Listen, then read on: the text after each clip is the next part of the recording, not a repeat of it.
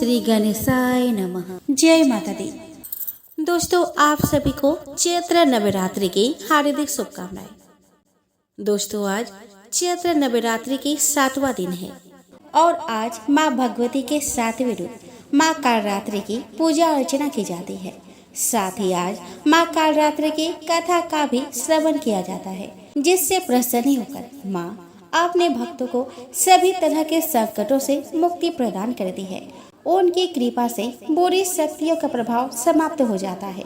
माँ कालरात्रि ग्रह बाधाओं को भी दूर कर देती है। इनके उपासक को अग्नि भय, जल भय, जंतु भय, शत्रु भय, रात्रि भय आदि कभी नहीं होता।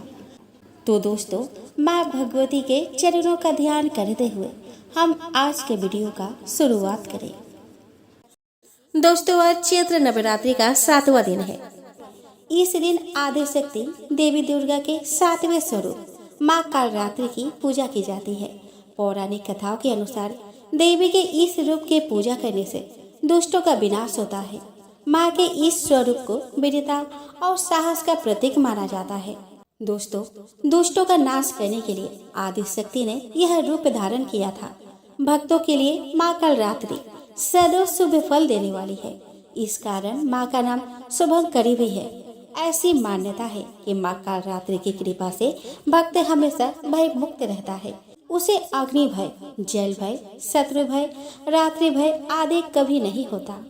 कालरात्रि देवी का शरीर रात के अंधकार की तरह काला है। गले में विद्युत की माला और बाल बिखरे हुए हैं। माँ के 4 हाथ हैं, जिनमें से एक हाथ में गंडासा और एक हाथ में वज्र है। इसके अलावा माँ के 2 हाथ क्रमशः वर मुद्रा और अभय मुद्रा में है। इनका वाहन गरुड़ यानी कि गधा है। एक पौराणिक कथा के अनुसार जब दैत्य शुंभ, निशुंभ और रक्त बीज ने तीनों लोकों में हाहाकार मचा रखा था, तब इससे चिंतित होकर सभी देवता शिव जी के पास गए और उनसे रक्षा की प्रार्थना करने लगे। भगवान शिव ने माता पार्वती से राक्षसों का वध कर अपने भक्तों की रक्षा करने को कहा। शिव जी का बात मानकर माता पार्वती ने दुर्गा का रूप धारण किया और शुंभ निशुंभ का वध कर दिया। जब माँ दुर्गा ने दैत्य रक्त बीज को मौत के घाट उतारा, तो उसके शरीर से निकले रक्त से लाखों रक्त बीज दैत्य उत्पन्न हो गए। इसे देखकर दुर्गा ने अपने तेज से कालरात्रि को उत्पन्न किया। इसके बाद जब माँ दुर्गा ने दैत्य रक्त बीज का वध किया, तो उसके शरीर से निकलने वाले रक्त को माँ कालरात्रि ने जमीन पर गिरने से पहले ही अपने मुख में भर लिया। इस तरह माँ दुर्गा ने सबका गला काटते हुए रक्त बीज का वध कर दिया। दोस्तों, जगत के जननी माँ अम्बा ने राक्षसों का संहार करने के लिए माँ काली का विकराल रूप धारण किया था। उनके इस रूप के पीछे शास्त्रों में बहुत सारी कथाएं प्रचलित है और पुराणों में भी इनका आख्यान मिलता है। एक कथा के अनुसार दारुक नामक राक्षस ने ब्रह्मा जी को प्रसन्न करने के लिए कड़ी तपस्या की। उससे प्रसन्न होकर ब्रह्मा जी ने उसे वरदान दिया कि उसकी मृत्यु केवल महिला के हाथों ही होगी, अन्य कोई भी उसे मार नहीं पाएगा। वह राक्षस ब्रह्मा के वरदान का गलत फायदा उठाने लगा और उसने सारे ब्राह्मणों, संतों और देवताओं का जीना मुश्किल कर दिया। उसने अपने शक्ति से सारे अनुष्ठान बंद करवा दिए और स्वर्ग पर अपना राज जमाकर बैठ गया। सारे देवता उससे लड़ने गए, पर निराश होकर वापस लौट आए। तब ब्रह्मा जी ने बताया कि यह राक्षस सिर्फ किसी स्त्री के हाथों ही मारा जाएगा। सारे देवता मिलकर भगवान शिव के पास मदद की गुहार लगाने पहुंचे। दारुक राक्षस के आतंक के बारे में उन्होंने बताया।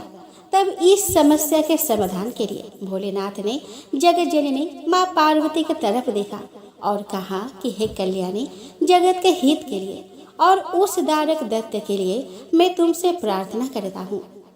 इतना सुनकर माता पार्वती मुस्कुराई और अपना एक अंश भगवान भोलेनाथ में प्रवेश करवा दिया। माँ भगवती का वह अंश भगवान शिव के गले से अवतरित हुआ।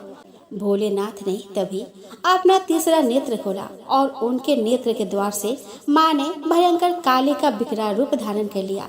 उनके इस रूप को देखकर देवता व राक्षस वहां से भागने लगे। उनका रूप इतना भयंकर था कि कोई भी उनके सामने टिक न पाया। माँ काली के सिर्फ हुंकार से ही सारे दैत्यों का नाश हो गया। सारे असुर जलकर भस्म हो गए, लेकिन तब भी उनका गुस्सा शांत न हुआ और उनके क्रोध की अग्नि से सारे लोग जलने लगे।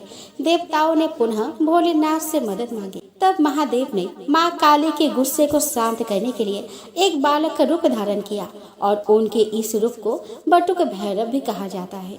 और उस बालक के रूप में भोलेनाथ जोर जोर से रोने लगे। उनके रोने की आवाज माँ काली के कानों में पड़ी। माता ने उस प्यारे से बालक को अपने गले से लगा लिया और तभी माता वापस से अपने सौम्य रूप में आ गई। दोस्तों, बिहार के राज्य गोपालगंज शहर से मात्र 6 किलोमीटर की दूरी पर सीवान जाने वाली राष्ट्रीय राजमार्ग पर थावे नाम का एक जगह है। वही माता थावे वाली का प्रसिद्ध मंदिर है। माँ थावे वाली को सिंहासनी भवानी, रहसु भवानी और थावे भवानी भी कहा जाता है। माँ थावे वाली असम के कामरूप से, जहाँ माँ कामाख्या का बड़ा प्राचीन और भव्य मंदिर है, थावे आई थी, इसलिए इनको कावेरू कामाख्या भी कहा जाता है। प्राचीन काल में थावे में माता कामाख्या के बहुत सच्चे भक्त श्री रहसु भगत जी रहते थे। वो माता की बहुत सच्चे मन से भक्ति करते थे और माता भी उनके भक्ति से प्रसन्न थी। माता की कृपा से उनके अंदर बहुत सी दिव्य शक्तियाँ भी थी, लेकिन वहाँ के तत्कालीन राजा मनन सिंह को उनकी भक्ति पसंद नहीं आई थी। वो रहसु भगत जी को ढोंगी, पाखंडी समझते थे। एक दिन राजा ने अपने सैनिकों को रहसु भगत जी को पकड़कर दरबार में लाने का आदेश दिया। दरबार में आने पर राजा ने रहसु भगत जी को ढोंगी, पाखंडी आदि अभद्र शब्दों का प्रयोग कर उन्हें अपमानित किया और उनके माता के सच्चे भक्त होने का मजाक उड़ाया। रहसु भगत जी ने राजा को विनम्रता पूर्वक समझाया कि माता की कृपा से ही मैं सब कुछ करता हूँ और मेरी शक्ति से प्रसन्न होकर वो मुझे दर्शन भी देती है। राजा मनन सिंह के घर भी माता की पूजा होती थी, लेकिन माता ने कभी दर्शन नहीं दिया था। और चूंकि रहसु भगत जी एक अछूत जाति के थे और माता उनको दर्शन देती थी, यह बात रहसु भगत जी से सुनते ही राजा अत्यंत क्रोधित हो गए और भगत जी को चुनौती दी कि यदि तुम वास्तव में माता के सच्चे भक्त हो तो मेरे सामने माता को बुला कर दिखाओ, नहीं तो तुम्हें दंड दिया जाएगा। भगत जी ने राजा को बार बार और विनम्रता पूर्वक समझाया कि महाराज, अगर माता प्रकट हो गई तो अनर्थ हो जाएगा, इसीलिए आप अपना हठ छोड़ दीजिए और सच्चे मन से माता की भक्ति कीजिए। लेकिन राजा मनन सिंह अपने हठ पर अड़े रहे। अब भगत जी के पास माता को बुलाने के अलावा कोई अन्य रास्ता नहीं बचा था। भगत जी ने माता का आह्वान किया। माता ने कामरूप से प्रस्थान किया और कोलकाता, पटना, आमी आदि स्थानों से होते हुए, जहां वह क्रमशः काली, पटना देवी, अंबिका भवानी आदि नामों से प्रसिद्ध है, थावे पहुंची। माता ने भगत जी के मस्तक को फाड़कर अपना कंगन दिखाया। उनके आगमन से पूरे राज्य में प्रलय जैसी स्थिति हो गई। राजा और उनके राजपाट का अंत हो गया। माता ने जहां दर्शन दिया वही उनके मंदिर का निर्माण किया गया। रहसु भगत जी का मंदिर भी माता के मंदिर के पास ही है। दोस्तों, एक पौराणिक कथा के अनुसार राजा प्रजापति दक्ष के पुत्र के रूप में माता दुर्गा ने सती के रूप में जन्म लिया था और भगवान शिव से उनका विवाह हुआ था। एक बार मुनियों के एक समूह ने यज्ञ आयोजित किया। यज्ञ में सभी देवताओं को बुलाया गया था। जब राजा दक्ष आए तो सभी लोग खड़े हो गए, लेकिन भगवान शिव खड़े नहीं हुए। भगवान शिव दक्ष के दामाद थे। यह देखकर राजा दक्ष बेहद क्रोधित हुए।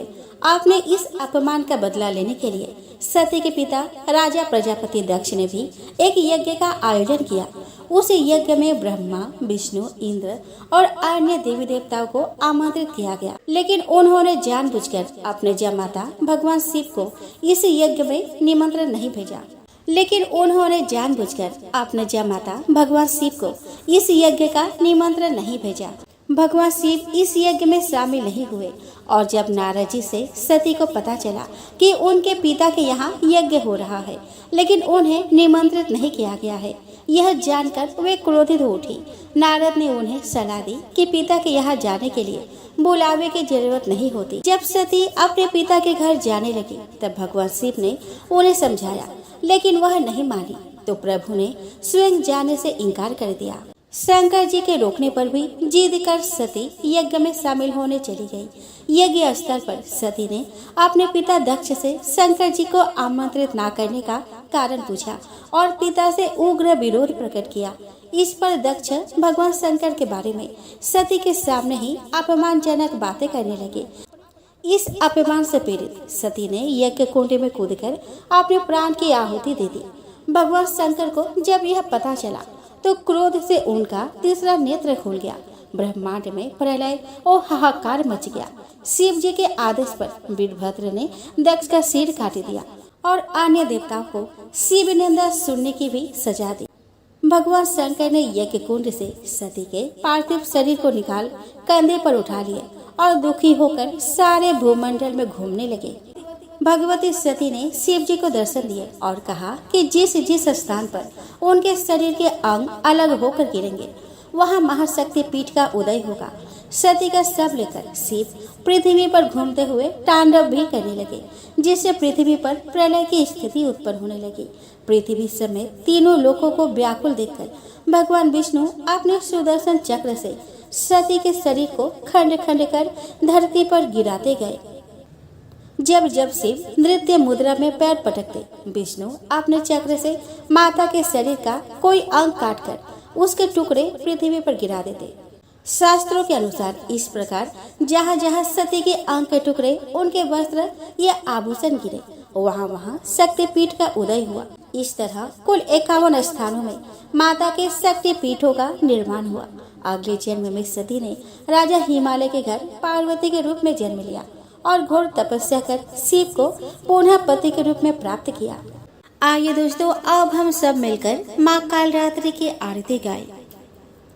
जय कालरात्रि जय महाकाली, काले के मुँह से बचाने वाली, दुष्ट संहारक नाम तुम्हारा, महाचंड तेरा अवतारा, पृथ्वी और आकाश पे सारा, महाकाली है तेरा पसारा, खड़क खप्पर रखने वाली, दुष्टों का लहू चखने वाली, कलकत्ता है स्थान तुम्हारा, सब जगह देखो तेरा नजारा, सभी देवता सब नर नारी, गावे स्तुति सभी तुम्हारी, रक्त दंता और अन्नपूर्णा, कृपा करे तो कोई दुख भी ना कोई चिंता रहे बीमारी, ना कोई गम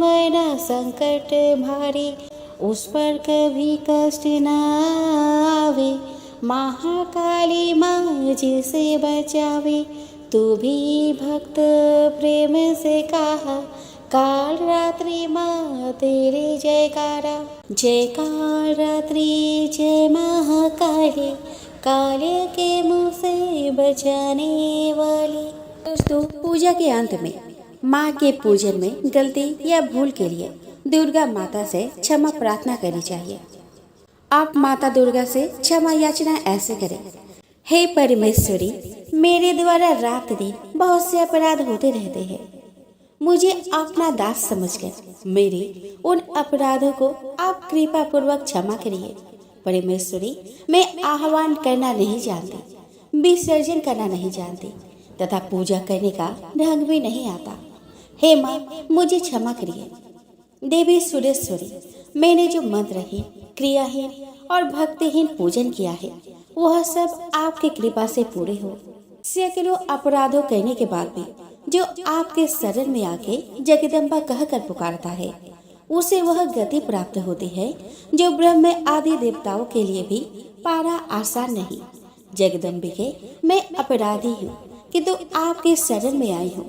इस समय दया का पात्र हूँ, आप जैसा चाहे वैसा करें। हे देवी परमेश्वरी, अज्ञानवश भूल से या बुद्धि भ्रष्ट होने के कारण मैंने जो भी न्यूनता या अधिकता कर दी हो वह सब क्षमा करे और प्रसन्न हो। सच्चिदानंद स्वरूपा परमेश्वरी, जगत माता कामेश्वरी, आप प्रेम पूर्वक मेरी यह पूजा स्वीकार करें। मुझ पर आप प्रसन्न रहे। देवी सुरेश्वरी, आप गोपनीय से भी गोपनीय वस्तु की रक्षा करने वाली है। मेरे निवेदन किए हुए इस जप को ग्रहण करिए। आपकी कृपा से मुझे सिद्धि प्राप्त हो। इस प्रकार क्षमा प्रार्थना मंत्र के पास से दुर्गा माता आपके जाने अनजाने में हुए सारे अपराधों को क्षमा करेंगी और उनकी कृपा सदैव आपके ऊपर बनी रहेगी।